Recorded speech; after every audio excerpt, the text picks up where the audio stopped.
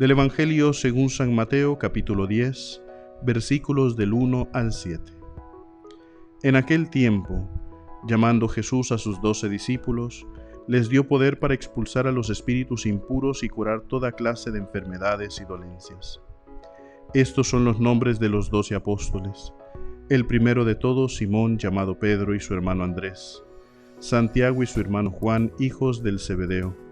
Felipe y Bartolomé, Tomás y Mateo el publicano, Santiago hijo de Alfeo y Tadeo, Simón el cananeo y Judas Iscariote, que fue el traidor.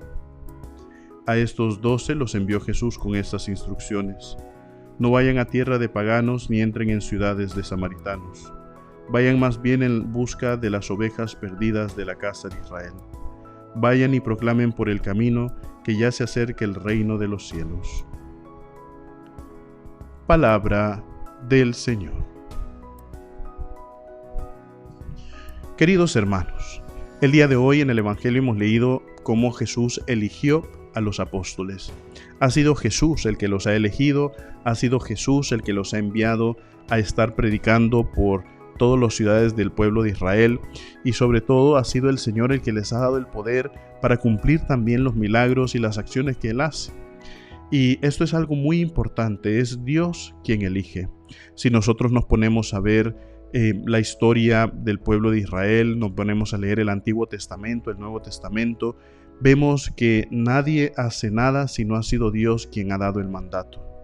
Ha sido Dios quien ha escogido a Abraham, ha sido Dios el que ha escogido a Moisés, ha sido Dios el que ha escogido a los profetas, ha sido Dios el que ha escogido al rey David, ha sido Jesús el que ha escogido a los apóstoles. Entonces, algo que tenemos que tener muy claro es: Dios elige. Dios elige tenernos a donde nosotros estamos. Esas decisiones vienen inspiradas en el corazón y por eso nosotros tomamos la decisión también de hacerlo. Por eso cuando nosotros fuimos bautizados, ciertamente fue un deseo de nuestros padres, o quienes no se bautizaron por sus padres, fue una decisión propia, sí, es cierto. Pero fue Dios quien nos ha elegido para que nosotros tomáramos esa decisión de acercarnos al bautismo. Por eso Dios también nos ha dado la capacidad de ser enviados a predicar el Evangelio, a predicar el reino de los cielos, a saber de que Dios está aquí, Dios está con nosotros, Dios nos ilumina y que Dios nos da su Espíritu Santo y derrama sobre cada uno de nosotros su amor. Así funciona el amor. ¿Cómo criticaban los escribas y los fariseos a Jesús? Porque comía con los publicanos, porque comía con las prostitutas, porque se reunía con los pecadores. No, al final el Señor se reunía con ellos porque ellos entraban en la conversión también. Y entonces no se reunía con los publicanos, con las prostitutas, con los pecadores por el hecho de que ellos continuaran pecando, no, sino que les enseñaba la palabra, les mostraba el reino de los cielos hecho ya presente aquí en la tierra con signos visibles y sensibles, y después eso les hacía entrar a ellos en la conversión para querer buscar ese mismo reino de los cielos, y sobre todo también ellos se convertían en enviados y elegidos por Dios.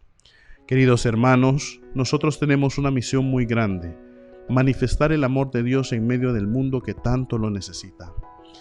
Hoy en día, sobre todo, necesitamos hombres y mujeres valientes que han sido escogidos por Dios, han sido elegidos y han sido enviados también en medio del mundo a convertirse en discípulos misioneros del Evangelio.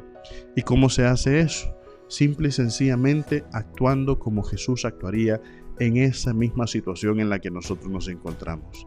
Yo me encuentro en una situación particular, ustedes se encuentran en una situación particular.